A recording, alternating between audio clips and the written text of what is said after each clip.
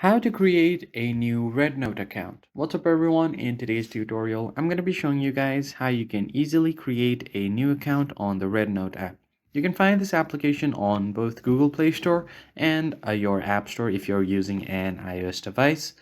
RedNote is a short-form video platform that doubles as a e-commerce site, also offering shopping and the ability to leave reviews on the product.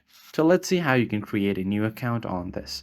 First thing you need to do is download the application from your store and open it up. Tap on agree. So as you can see here, everything here is on Chinese, so you'll have to allow certain permissions to run the app.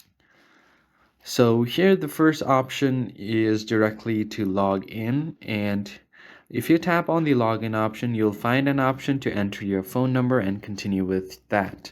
But if you don't want to do that, you also have an option to continue with Facebook or Google.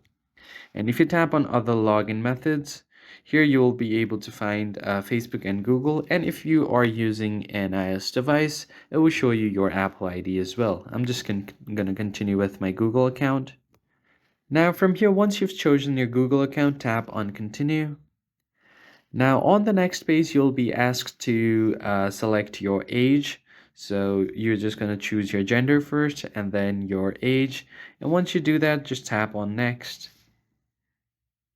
And here you will be asked to enter some of your interests to show on your feed. So you can choose 4 or more interests to begin with. So I'm just going to choose random ones here. Tap on start exploring.